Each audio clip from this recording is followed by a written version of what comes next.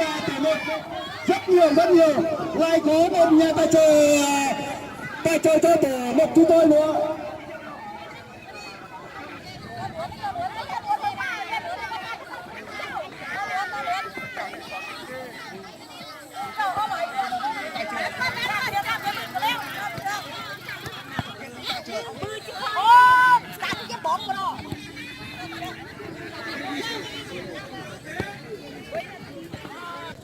kiếm được tiền thì mua Samsung chán mẹ hết pin lắm. Hết pin, cái này nó nét lắm. Hai đội tập trung vào bóng. Cái nét cực luôn. Đấy cái hôm chụp ảnh máy của thằng Vinh ấy, quay chụp sống mù. Bóng ra không bờ. Lên thế, đồ không nào? Phải đâu?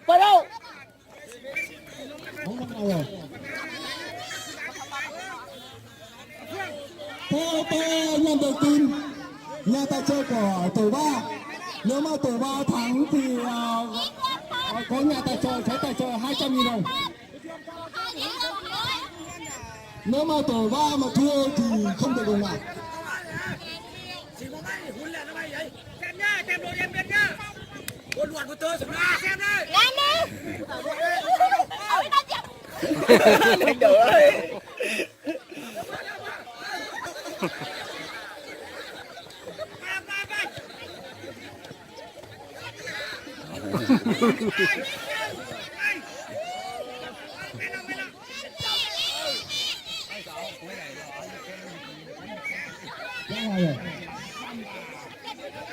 Ba được cổ hưởng của Đông Biên.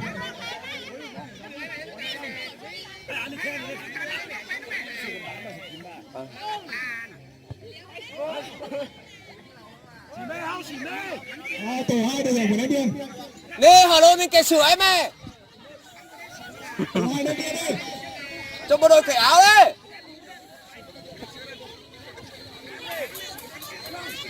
Và tự động ai đây này. HD không xem được, nó tốc độ cao.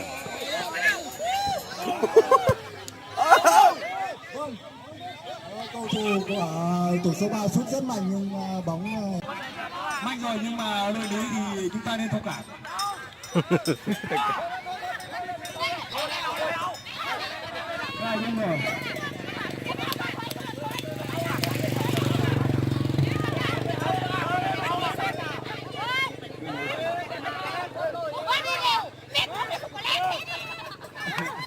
Ném luôn thẳng vào Xuân, không chú đây, Xuân sút. Một cầu thủ đã phát bóng ra ngoài, bên tổ môn đồ của Hàn Quốc.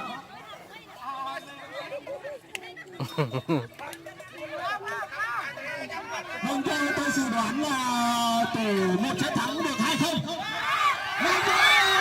Vâng rồi.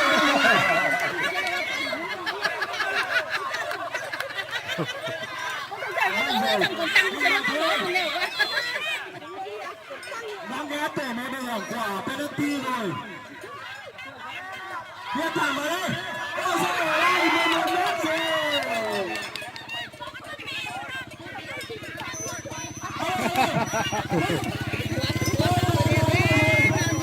Chúng ta không được chơi bằng tay. Đây là bóng đá, không phải bóng chuyền. Ở đây tổ mới được hưởng quả 11 mét.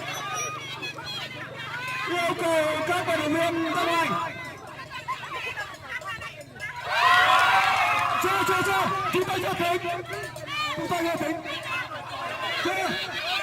Thầy thì ra đi. Chưa. Trong tay cũng chưa cho đá bóng thì mình đá rồi.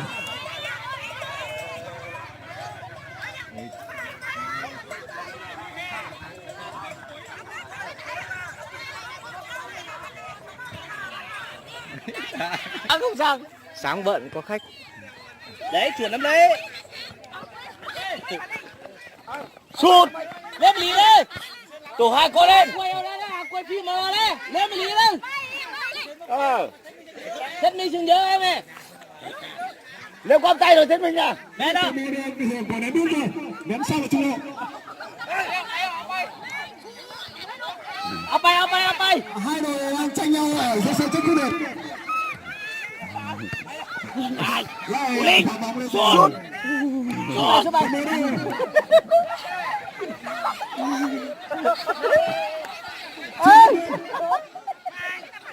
Ê, ao bay. Nào, hai đội tranh nhau ơi. Hết biên rồi. Lại. Tổ môn đường của phạt góc. Nhưng mà không phải phạt góc, cái này ném biên. Chúng ta tổ môn đâu sắp vào cầu quân của tổ 2. Ném biên thẳng vào thủ môn đi.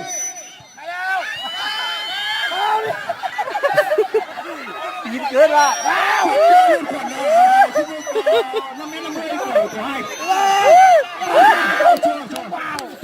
Lại tin cười là giúp con đấy. Tối mai mới văn nghệ không? Tối mai mới văn nghệ không? Sáng mai là chương trình phân cơ đấy. Sao? Đường mà. Không đi bắt quái. Chào con chú không? Chào tam tát một con đi. Tôi tao dị hình quá. Chào mà nhìn được là mít thì đồ chi. Mít đồ chi một nhìn hôn mít đều. Còn chú còn cũng xe của nó. Ăn Xe to tai của nó. Đấy là trò. Mai cái kiểu Tết Tây nước của Lào ấy. Về đâu? Tổ trọng tài đã nổi còi kết thúc hiệp 1. Tổ 1 đã tạm dẫn tổ 2 với tỷ số 1-0. Nè cứ sau này đi sao phút. Nè xí bạc. Nên này các vận động viên cố gắng lên.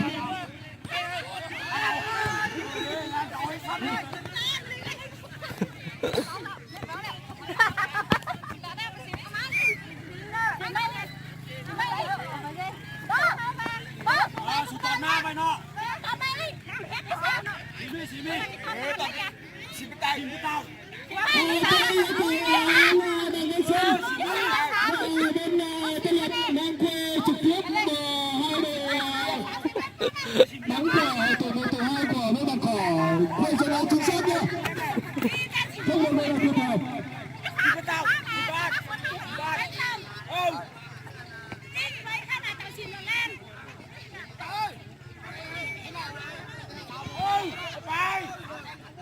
Hai đội đang tranh giành rất quyết liệt.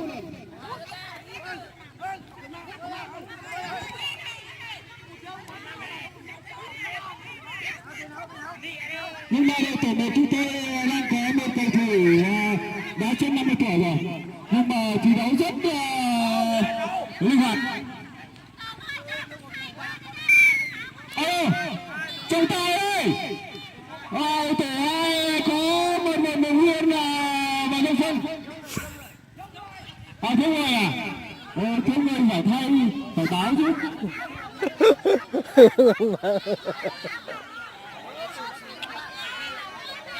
Vâng, giờ từ đấy thì không thế nào, bây giờ thế nào chúng tôi không biết.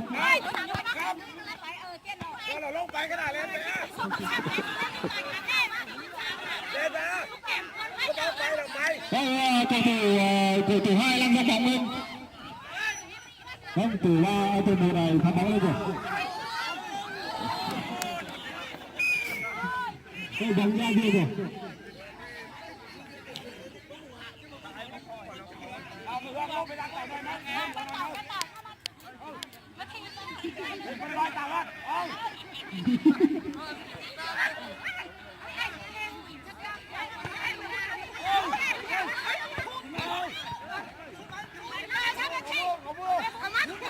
Vâng, hai đội rất quyết liệt.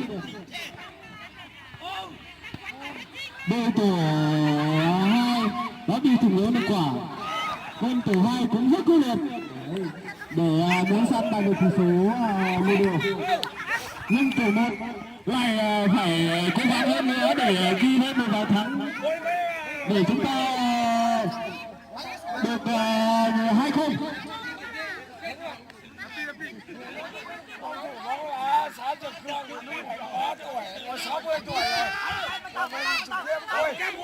Vâng, tổ 1 và tổ 2 đang sút rất mạnh nhưng này ra ngoài rồi, hết bóng rồi. Tổ 1 ra hưởng của phát bóng từ Bạch Tâm đã 50 lực.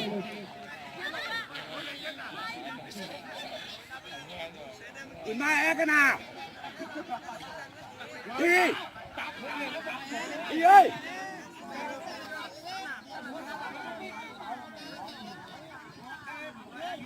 lô mày số 3 cái này cơ đi.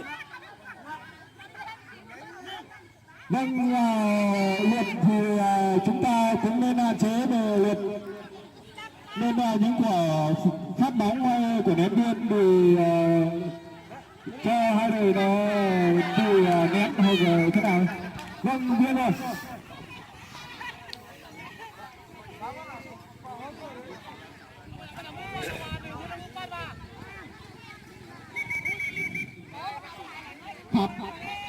Phát cầu thủ hướng đã để tay chạm bóng rồi.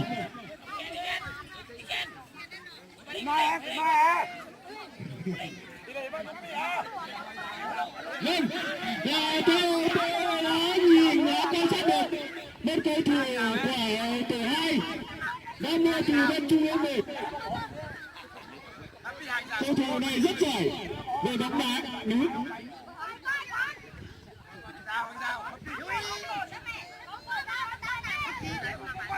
Quả pha này rất nguy hiểm. Rất sút tiếp tục. Chết. Ôi giời, lại phá bóng lên rồi.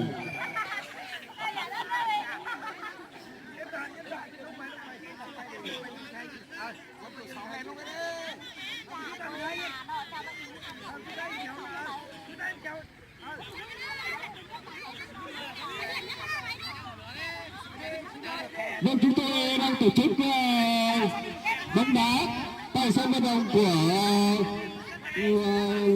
ruộng của bản của chúng tôi, nhưng mà khán giả chúng tôi rất đông. Bây giờ khán giả của ba đội nó phải hơn 1.000 người.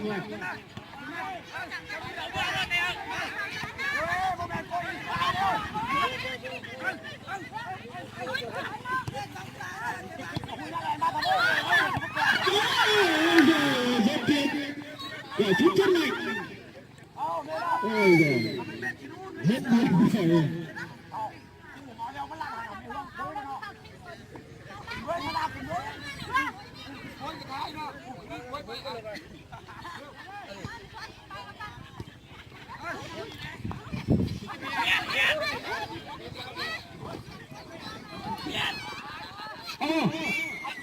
Theo tôi có số được thủ môn phải đá đến trên, không phải đá xuống dưới.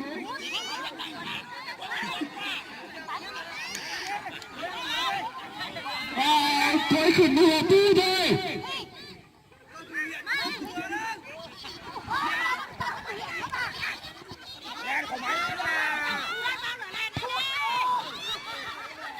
Hết bóng rồi. Từ ngay đường của ném biên.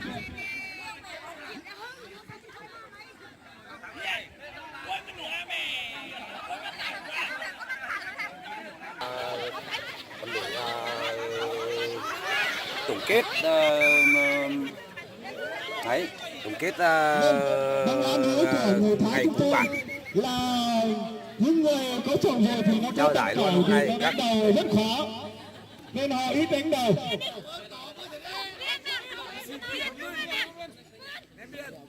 Chú mai ở bao bóng rồi mẹ hun lên mẹ. Chú lên mau bao bóng mẹ hun lên mẹ. Cầu thủ ném biên thẳng xuống. Cầu thủ ra thẳng bóng lên này. Ừ. Lại chậm mất rồi. Ừ. Lông bài cái nào lông bài. Cầu thủ trung ương. Cầu thủ trung ương phá được bóng rồi.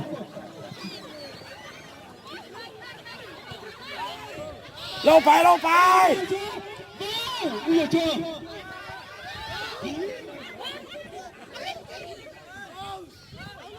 Vâng, hai người tranh nhau rất quyết liệt.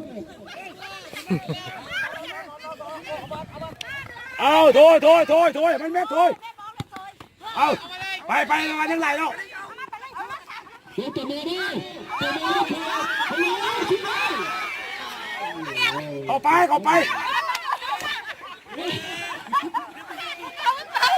เอาอีโอยไป Cầu thủ Xuân Ấn đánh tay chân bóng nhưng trọng tài không thủ thôi เข้าไกลเอ้ย Tụi mẹ đi เข้าไป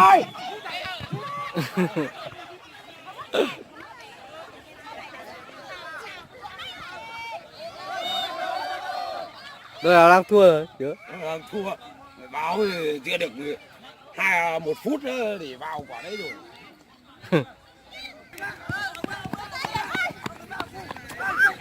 Tụi mẹ đi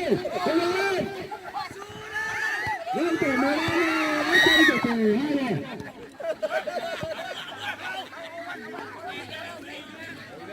đánh ra ngoài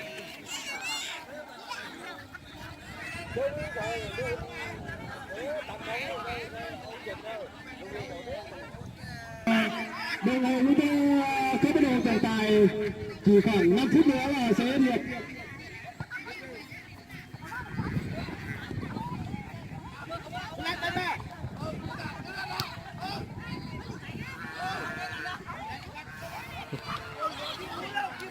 Hút đâu. Ôi giời lại sắp ra ngoài rồi. Hút lâu có hút. Nhung, nó sổ bao nào mấy?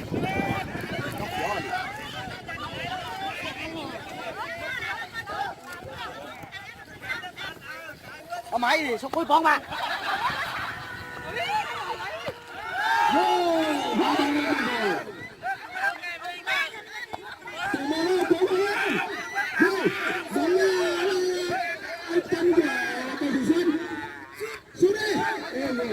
Sút rất mạnh nhưng lại trượt mất tay hút.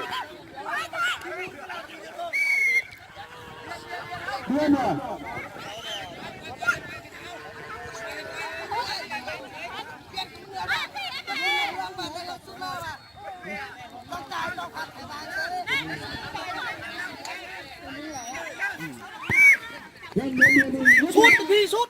Sút.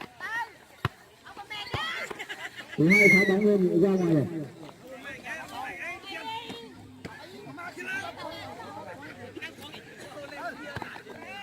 Cổ lồng tiền vậy á.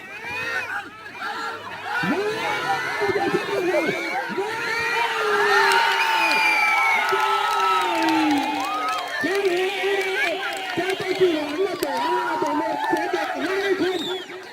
Nhưng theo tay chủ đoán rồi.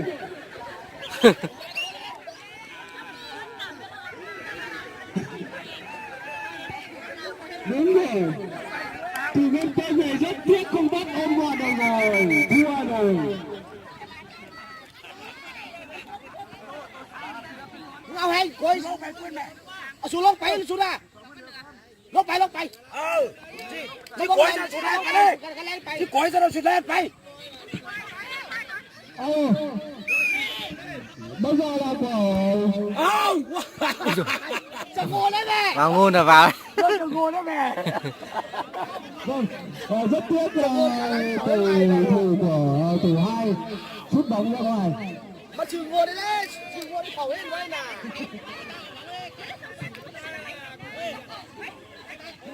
Lại tôi một vòng qua sao nó hảo bị thế. Nó khen. Nó bị thế mà khen nào.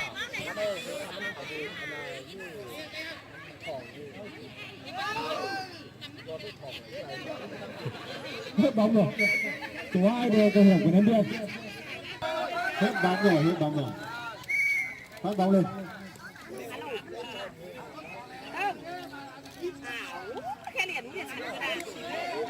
Vâng, bóng đá nam là tổ 1 được giải ba, nhưng bóng đá nữ là tổ 1 sẽ được giải nhất. Nhưng giải của bóng đá nam với bóng đá nữ là bóng đá nữ được nhiều hơn, vì yêu thích phụ nữ.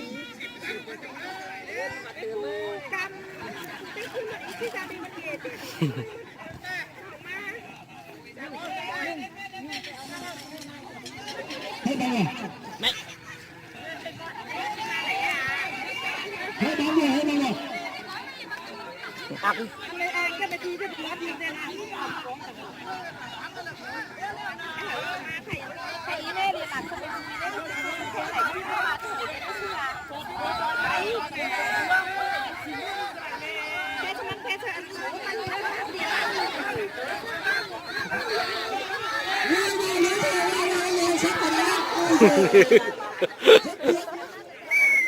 ship tí nữa lại thủng một quả nữa rồi.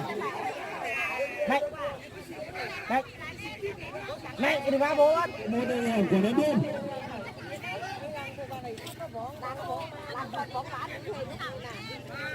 Vâng, tổ 2 dù mua một cầu thủ ở Trung ương về nhưng mà cũng không thắng được của tổ 1.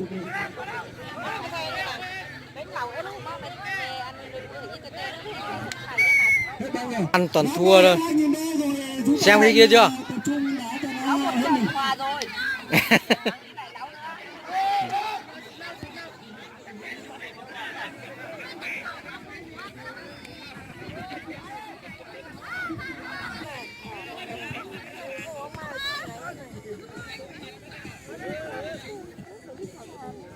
Đánh ra ngoài rồi. Từ 2 đường hải của Nam Đường. Tôi yêu cầu cầu thủ Trung ương đá cho nó hết mình nhá. Từ 25 đến 2.000 đô rồi chúng ta nên đá cho nó hết mình. Đừng có đá cho rẻ.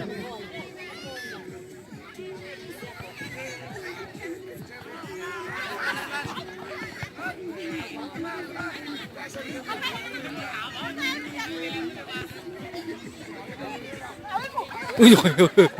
Cầu thủ Trung ương tranh bóng rất nhiều.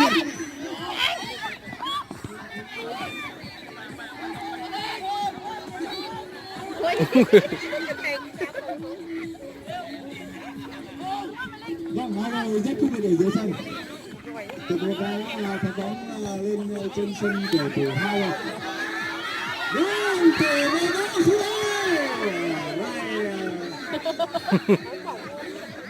Tổ 2 này phá bóng ra ngoài rồi.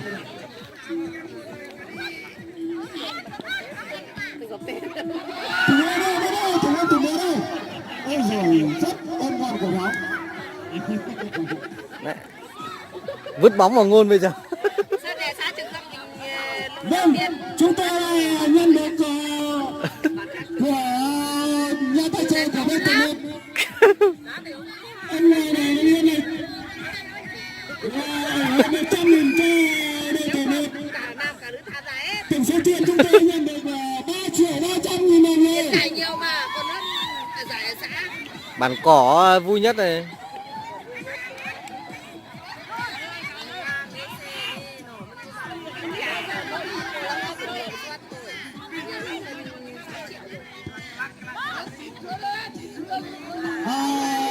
Bóng đá nam là bên tổ 1 chúng tôi không ủng hộ, nhưng mà tổ bóng đá nữ là tổ 2 tổ 1 chúng tôi ủng hộ rất nhiều, ủng hộ nhiều hơn cả tổ 2 và tổ 3 nữa.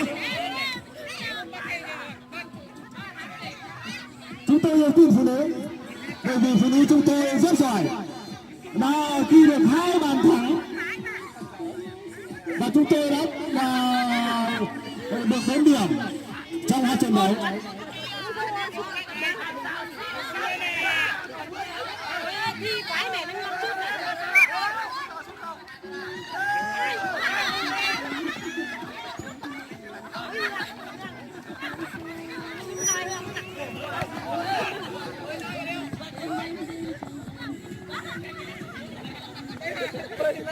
Nó là gì hình đó.